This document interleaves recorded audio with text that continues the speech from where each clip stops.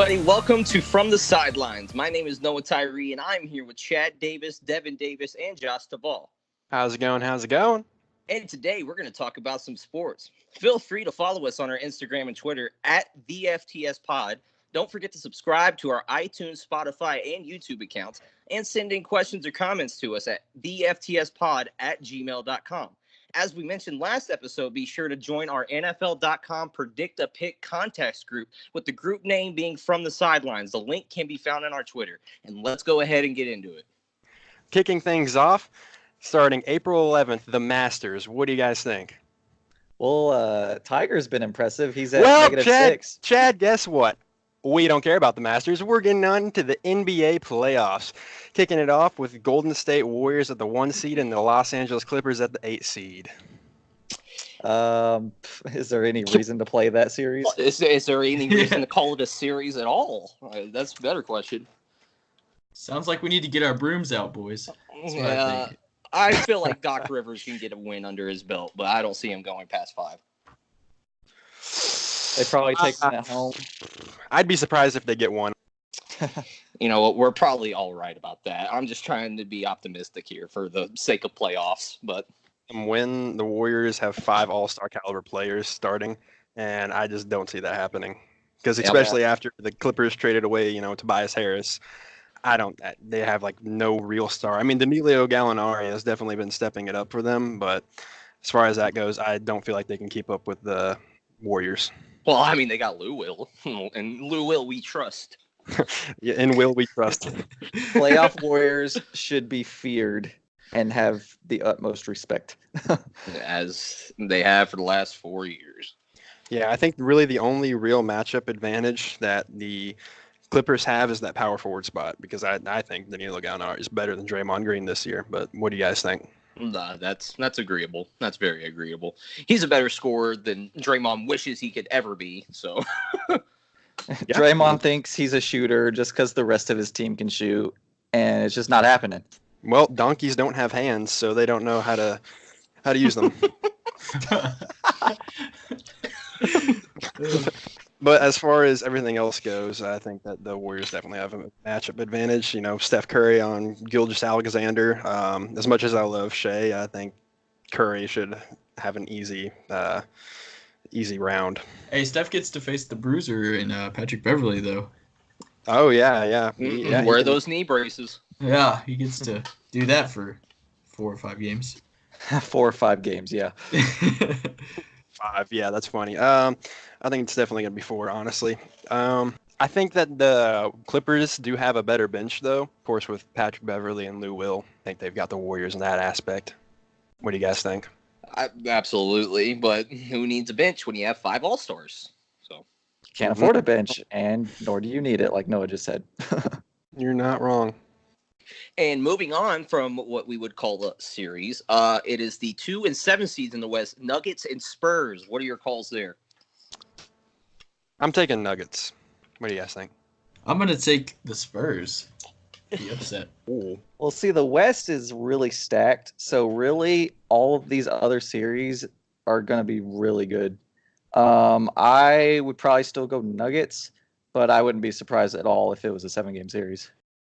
Yeah, I think it'll be definitely a more entertaining series than the Warriors and Clippers, because as far as the San Antonio Spurs go, I think they have more competitive players than the Clippers do. I think they have a better roster, with DeMar DeRozan and LaMarcus Aldridge. I think that they can keep up with the Nuggets and make it a 7-game series. Absolutely, and they have the best shooting redheaded guy I've ever seen in the league with Bertrand. I've seen that man splash at least 4 threes in a row out of the 20 games out of the 82 seasons. So they certainly have better depth than what people may think. But again, it's Denver, and their team, they had a 50-win season. That's completely undeniable, and San Antonio didn't. And that's something you have to take into account for, because you don't get that record without depth or anything like that. But once again, it's Greg Popovich as well, and you can never undoubt that man's coaching mind. You just can't. Yeah. I'm definitely looking forward to the LaMarcus Aldridge and Jokic matchup in the post this series. Oh yeah, I agree. But whenever LaMarcus Aldridge is out of the game and they have Jakob Poeltl in, I don't really see how he can match up well against Jokic. Anyone with the name Jakob Poeltl can't be good at basketball. I think we just wanted an excuse to say the man's name. Yeah, I really did, honestly. It would be very wise of the Nuggets to have Mason Plumlee in at that point whenever Jakob Poeltl is in and give Jokic some rest. Absolutely. He can ball indeed. As soon as you see Poeltl walk up to that sub mat, take him out. What do you all think about the guard matchup? I definitely think when you look at the Spurs backcourt with DeMar DeRozan and Bryn Forbes, first the young rising stars in Jamal Murray and Gary Harris, I think I'll take the playoff experience with DeMar DeRozan, which is probably one of the main reasons I'm calling the upset for the Spurs over the Nuggets. Jamal Murray has definitely enjoyed a nice breakout this year, averaging 18.2 points a game. And Gary Harris rebounded from injury nicely. But I definitely think Bryn Forbes stepped up this year, started 81 of the 82 games. And when you pair him with perennial all-star like DeMar DeRozan, I like that advantage in the backcourt for the Spurs. Yeah, one thing I definitely like about that Spurs backcourt is the fact that they have really good defense, and that's one thing that I think is superior over the Nuggets backcourt. You know, as well as Jamal Murray and Gary Harris are on offense, I think that the Spurs backcourt is superior in defense. Yeah, when those two guards get open shots in Murray and Harris, they're gonna have to knock down a lot of them because there's no telling like how many open shots they're gonna get. Because I just like DeRozan's defense, as you said. I definitely like the Nuggets' depth advantage, though. When you look at players like Malik Beasley, Mason Plumlee, Hernan Gomez coming off the bench, they can definitely provide some nice depth that the Spurs don't really have the luxury of having on their roster. Yeah, they have Derek White. All right, moving on to the 3 and 6 seed matchup in the West. This is a very, very intriguing matchup, in my opinion. We got the Portland Trailblazers and the OKC Thunder. What are y'all thoughts on that series? Are we going to put fandom aside, or are we going to talk about this professionally? We could put professionally. Well, I see the Blazers kind of giving them a run at a 6 or 7 game series, but I feel like with Nurkic gone, and Al-Farouq Aminu getting up there in age, and I just don't see it happening for him. I feel like the Thunder have them beat here. I feel like the Thunder are the better team, but people are just sleeping on Portland. After what happened to them last year, getting swept by the Pelicans, I think Dame Dollar will be a man on a mission. You know, here's the thing. I'm not sleeping on Portland because their backup point guard is Evan Turner. Well, there you go. Yeah, I think the Thunder definitely have a better bench because I think Dennis Schroeder is a good spark off the bench offensively and defensively, and I think that Nerlens Noel is also a good spark off the bench with all of his defense. What do you guys think? Don't forget Jeremy Grant, too. He's improving this year. It really depends on what Billy Donovan's going to do here. Is he going to be an X's and O type of guy, or is he going to be a minute restriction type of guy, a rotation type of guy? I don't know with him anymore, and I never will. And that's an accurate statement. Thank you. I'm glad somebody sees it. And I really think it's up to Billy Donovan on this. If it's up to him if we're a first-round exit or not. I think one aspect is Paul George's health. He said he's been ready to go. He's cleared for game 1. So hopefully he returns back to his early to midseason form and the shoulder injury doesn't linger in the playoffs. The Trailblazers are also getting CJ McCollum back for game 1. So I think the health of those two all-stars for their respective teams will dictate this matchup. And I really think that I also think that with Nurkic being out, I think Steven Adams will have a really good few games. I think that he'll step it up, and I think he'll be able to score easily, be better at rebounding, and be better defensively. He'll get to face the former Thunder Enes Kanter. Ooh, the Stash Bros going at it. No, I think we should really be afraid of Myers Leonard here. I don't know what you all are talking about. I don't know. Myers Leonard can't stand it. Aquaman. I don't think Myers Leonard stands a chance in that matchup. he does have height because he is 7'1", but Steven Adams is probably, in my opinion, one of the strongest people in the league, and he's Aquaman, so. I honestly believe he may be but that's up for debate.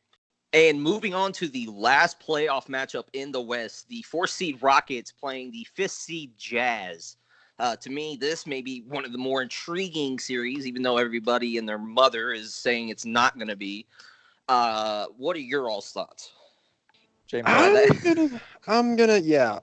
James Harden. That's all you got to say. As much as I like Donovan Mitchell, I don't know if he'd really be able to keep up with James Harden. He's taken. I think Donovan Mitchell, personally, I think he's taken a bit of a dip since his rookie season, scoring wise, and I think that James Harden has obviously taken, a big leap scoring wise, averaging 36 points a game. So I think that James Harden is just going to dominate as usual. And he'll be able to put Rudy Gobert in pick and rolls, isolation on Rudy Gobert. I don't see that matchup going well at all. And Rudy Gobert is great defensively, but offensively, he's good, but I don't see him doing well against Clint Capella because Clint Capella is also very good defensively. Yeah, he just has a high motor, always crashing the boards. He'll definitely be able to counteract the Rudy Gobert size advantage in the post. Hey, but our favorite guy, Grayson Allen, finishing the regular season pretty hot. Maybe he'll have a good playoff run. Grayson Allen. Obviously, I'm joking. I'm going to throw that out there. Trip his way out. Hey, bro, he scored 40 points in the season finale. I know what Josh is talking about, right? Yeah, that's what I'm saying, yeah.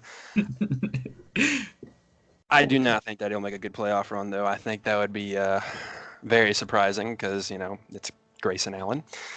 But as far as, the bench for the Jazz go, I don't think it's that great. I think Kyle Korver can come off and knock down some shots. But other than that, I don't really see anybody doing that well off their bench. Maybe Dante Exum, but Jay Crowder. But I just don't think that they have a great bench. Maybe I'm not giving Utah enough credit, but I'm pretty sure that Houston will win the series pretty easily. I know Utah has a pretty rowdy home court advantage, especially in the playoffs. I mean, I just think the Rockets should win the series very handily. Yeah. Maybe Donovan Mitchell will come out and have a hot playoff run like he did last year. I don't know, man. When he got to the second round against this pretty much exact same Houston team, he kind of burned out. So I don't know what his plans are. That's true. But moving on to the Eastern Conference, the more hopefully competitive and entertaining to watch conference. We're going to start with the 1st seed and 8th seed Milwaukee Bucks and Detroit Pistons. Personally, I think Milwaukee's got this in the bag, but once again, your thoughts. Greek freak. Greek freaking 4. Yep. Well, if I see this going out the way it is, they're going to be putting up Giannis and Brook Lopez against Andre Drummond and Blake Griffin. Does that seem fit? I think that Andre Drummond will have a solid round, but I just think that Giannis will overpower Blake Griffin in every aspect. Well, absolutely. And then that means they're going to run small. So they're going to put Chris Middleton at the 3. And when you have Giannis going into the block every drive, he's going to get a double team. And if you leave a shooter like Chris open, that just opens out the entire floor. And it's what they've been doing the whole season. So that's why I honestly think they have this in the bag. Yep. Sounds like we need to get the brooms out. Well, if that's the final verdict, we'll move on here. All right, moving on to the 2 versus 7 matchup. We have the Toronto Raptors facing the Orlando Magic, making a long-awaited return to the postseason. About time. After years of turmoil with coaches and bad draft picks, it's about time. Yeah, Dwight Howard. He was the last man to bring the Magic to the playoffs, and I think another center this time has brought them to the playoffs, and Nikola Vucevic. What do you all think? He's very underrated. Very criminally underrated. Yes. when you put up 20 and 12, and you play for a team that shouldn't probably be in the playoffs, but somehow got him above 500, got him to the 7 seed. I definitely think Vucevic is underrated. I am very surprised that the Orlando Magic are the 7 seed in the East. I truly am. I'm very surprised too because their point guard is DJ Augustine. Well, Yep. And that does not, to me, that just does not sound like a playoff point guard. But, they do have a solid front court with Nikola Vucevic and Aaron Gordon. But they also have Mo Bamba off the bench. They have Evan Fournier in the lineup. He's a knockdown shooter. They might be able to pull off a couple games. I think Toronto has a good chance to make it out of the East, especially since this year they don't have to go through LeBron. So, yeah. Yeah, that's true. That's true. And one thing about Toronto is I mentioned the front court of the Magic, but I also think that the Toronto Raptors front court is also good, and I think they could keep up with them. With Marc Gasol and Pascal. And those are two big men that can actually spread the floor. They both can shoot, so I feel like that really helps him out there. But if you need to, Mark will go on the block and post up when you need him. Mm-hmm. It'll be interesting to see the Raptors play at full strength over a consistent period of time. They rested Kawhi a lot this season, so it'll be interesting to see how they fit together as a full team for consecutive games. Yeah, and one thing I really just don't see Terrence Ross keeping up with Kawhi Leonard at all. No way. There's no way he can keep up. Well, do you see Kyle Lowry doing anything in the playoffs? Like he's always egged every other one of them. Do you think he'll finally shake off the playoff shambles? That's just I don't know about me personally. I don't really. He might do a little bit better, but this season he's taken quite a bit of a dip, I think, and I just don't see him stepping it up in the playoffs just because he hasn't in the past. I feel like the Raptors lineup as a whole, he has more help around him. So I feel like he won't have to do as much, and he can rely on his team more. Yeah. Yep. So we all got the Raptors moving on? Yes. Yep. Agreed. All right. Next matchup, we'll be facing the Raptors if they advance. The 76ers versus the Brooklyn Nets, led by D'Angelo Russell. I have to go 76ers on this one. If Jimmy Butler, nor Ben Simmons, nor Joel do anything this playoff series, I think I'm done with the NBA for a good minute. Or Tobias Harris. Or exactly right. You're exactly right. I feel like they're definitely becoming a super team in my opinion because of Jimmy Butler, Tobias Harris, Joel Embiid, and Ben Simmons. Even as well as JJ Redick, he's a lights out shooter, and I think that he's a big difference maker, and I think that I don't see them losing. And my big boy Boban, big guy, I think he'll come off the bench and he'll play solid defense. He'll get rebounds, he'll get buckets, and I think they're going to be a force to mess with. You're exactly right. With JJ Redick even doing this at the age of 34 is something to remark about. But at the same time, we can't disclose Brooklyn here. They're here for a reason. They fought hard, probably as much as any Eastern Conference team has, maybe other than Orlando. But I personally, I don't see Jared Allen keep it up with Joel. That's just not even an equation. Don't disrespect Joel like that. You're exactly right. He'll burn me on his Twitter.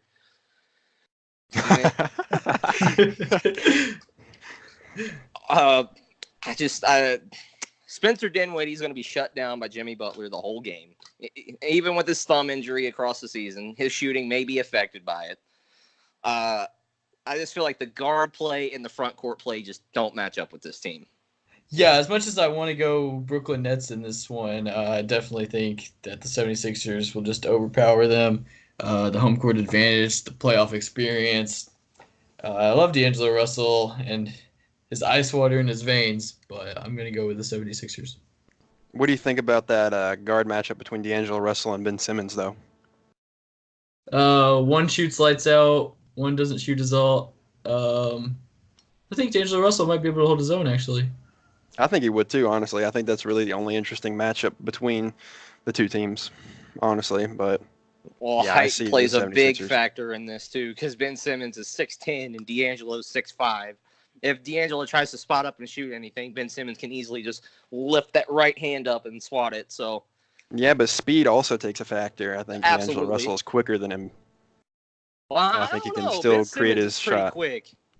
D'Angelo Russell is having his best season this year, and I'm just not sure he can will them to victory. I just don't think he has enough help around him against a pretty stout 76ers team. Yeah, Agreed. Well, I think that's the end of that series discussion. Moving on to the final playoff series altogether. The 4th seed Boston Celtics and the 5th seed Indiana Pacers. This one, I think, is a guaranteed Game 7. This will be a Jim Dandy of a series. Absolutely, partner. You're exactly right. You know, everybody expected the Celtics to come out this year winning the East, but I think they've really underperformed this year, and I don't see how they have. I think it's just a team issue. I don't think their chemistry is as good as it should be.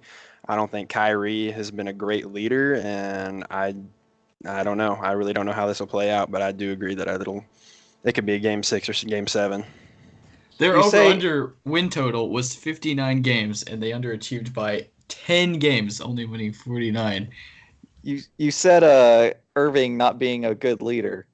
You kind of need a leader on a team that young with Tatum and Brown specifically, fairly new players in the league. Terry Rozier, backup point guard, and they hit a few bumps in the road early. I just don't think they ever found their rhythm later in the season. Yeah, for sure. I agree. And, you know, the only thing that I'm worried about with the Pacers is Victor Oladipo being out. But I think they can make up for it with Sabonis and Miles Turner, and Tyreek Evans has stepped it up. I think they could pull it off, honestly. I honestly believe Victor Oladipo is the only thing that kept them from a 2 or a 3rd seed. Yeah, I agree. Before they got hurt, they were tearing up the East like they were going to take the 1 seed. But he tears his quad, and now they're at just a 5th. I still remember the post where everybody's like, well, Indiana's out of the playoffs. Bye. But at the same time, you got to commend head coach Nate McMillan for that. He's kept them together really well. And I know it's against Brad Stevens, the X and O genius, but part of me thinks Nate's got his number here just because of the underwhelming season that Boston's had. I agree. And I honestly think that he could be in the running for Coach of the Year. Absolutely. And absolutely. I've been impressed with the Pacers' play since Oladipo went down. They've been able to hold it together. I like the way Sabonis has been playing, Bogdanovich, Miles Turner, those guys. Sabonis is having a career year. You're Absolutely. exactly right. If only Oladipo was here, guys, then this wouldn't even be a series to me, really. Yeah. No, I agree. But Domantas Sabonis, you know, I think that I agree with you. He's definitely had a career year. He's almost averaging a double-double with 14 and 9. So I think he'll especially step it up in the playoffs. One qualm I have with the Indiana Pacers is how they closed the season. Since March 16th, over the past month, they only won 4 games, 2 of which come against the same opponent, the Pistons. So they definitely stumbled as they crossed the finish line. You could definitely see that they were starting to feel the lack of Victor Oladipo in the lineup throughout the past month. Hopefully it doesn't carry over too bad into the playoffs, but does anyone else have any thoughts on how they finished the season? Well, I think that speaks in terms of difficulty because if they've only won 4 games since March 16th, that speaks to the term of difficulty of the teams, especially if every game they've played past that point were playoff teams except the Hawks. That's exactly right. 13 of those 14 games were against playoff teams. And if you're to be able to stay within the middle of the pack in your conference for playoff seeding, even after going through all those losses, that speaks to your team's success before then. and that shows that your team still has it. You just went through the toughest stretch of the season when playoff teams are just heating up and getting all their players going and getting them into that mindset that, hey, a championship's coming. So for this one, I think I'm going to go with the Pacers. I'm going to call the upset. I think that their front court, I think that, with the Celtics, they have Al Horford and Morris, and I think they're able to stretch the floor. But when posting up, I don't think that they can defend Miles Turner or Sabonis, and I think that the Pacers will have a superior matchup in that aspect. Absolutely, and completely right. I'd be surprised if it wasn't a 7-game series, but I'm going Boston to move on. I'm going to take the Celtics. So we're going to go 2v2 here, Indiana and Boston. Looks like it. All right, Noah, let's beat them. All right. All right. So. Let's finish off. We saw how well that worked out in the Final Four, didn't we? Okay. All right, let's finish off this playoff discussion with our predictions for the finals. What do you guys think? Who do you see winning the NBA Finals this year? The team with 5 All-Stars. How about that? That's fair. Chad, what do you think? I'm also going with the Warriors. Okay, that's also fair. Devin, what do you think? Unfortunately, KD gets his third ring, even though he didn't earn it, and the Warriors win again. Okay, well, you are crazy because clearly I'm the only one that thinks the Pistons are going to win. I'm just kidding. No, it's definitely going to be the Warriors. That's a good troll move. It's definitely going to be the Warriors. My finals prediction is the Warriors and the Bucks. I know it's 2-1 seeds, but I just think those are the 2 best teams in the league this year. Yeah, that's probably my finals prediction there. Even though Joel said it'd be him in Philadelphia, I just don't see that happening. Simply because the Milwaukee, they had a 60-win season. I've been alive for 20 years, and I've never said that sentence in my life. So that means something special is coming up in the works. So that's going to be my prediction. For my prediction, I'm going to go with the Warriors and the 76ers in the finals. I think that they both have the most developed starting lineups in the league, and I think it'll be a good matchup, and I think the 76ers will get to the finals over the Bucks. What do you think, Devin? I'm going to join you in that call of the 76ers versus the Warriors in the finals. So it sounds like it's you and me versus Chad and Noah for the Sixers versus the Bucks. Yep, here's another 2v2. Let's get him. All right, well, somebody's going to have to take us to dinner for this. This is starting to get out of hand. We need to make some bets here. How many games do you all think it's going to take? 6. I'm going 6. If it's Milwaukee, 6. But if it's Golden State and Philadelphia, I will take 7 on that because they're both the super teams in their own right. So. And now to close up the podcast, we will be moving on to our recurring segment, Performance of the Week. Josh, you want to go first?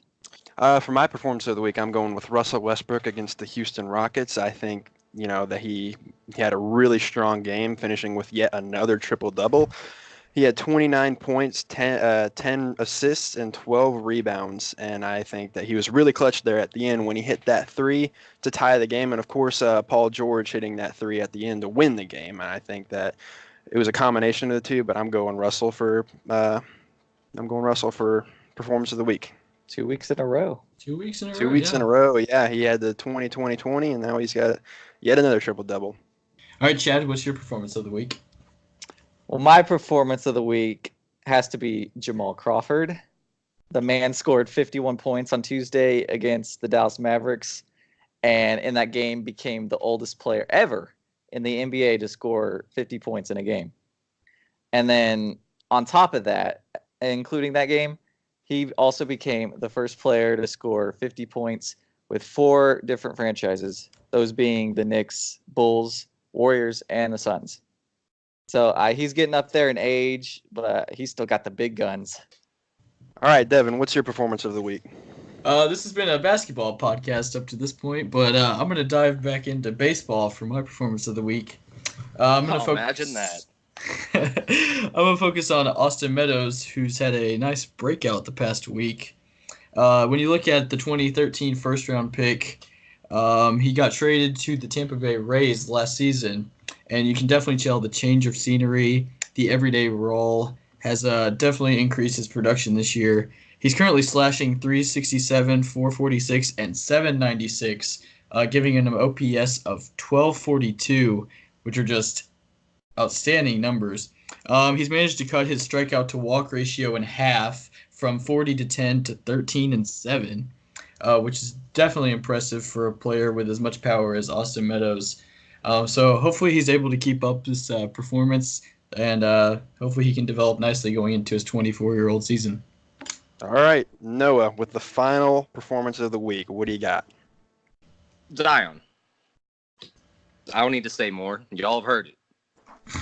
Yeah, I think You've heard it from ESPN. You've heard it from CBS. You've heard it from Fox. Hell, you've probably heard it from Fox Sports South. He's averaged 23 points, 9 rebounds, and 2 steals, and 2 blocks as a freshman from Duke the entire season, and he won the Wooden Award for this week. That's why he's my performance. And you could clearly see that without him on the court, Duke was nothing. Absolutely nothing. RJ couldn't do it by himself. Cam Reddish couldn't do it by himself. And Jack White surely isn't going to do it.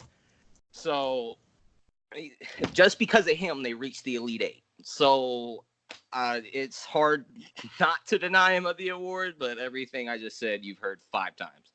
Yeah, but what did you eat for breakfast this morning? No, I'm just kidding. Well, all right, guys. That wraps up this episode. Remember to follow us on Twitter and Instagram. Again, the handle is @theftspod. And be sure to send us your feedback on our email address, theftspod@gmail.com. And also be sure to join our NFL.com Predict the Pick. The link is on our Twitter account, so you can join the group through there. The group name is From the Sidelines. We love to hear from you guys, and we'll be back again next week. Bye. Have a great Have a great time. night.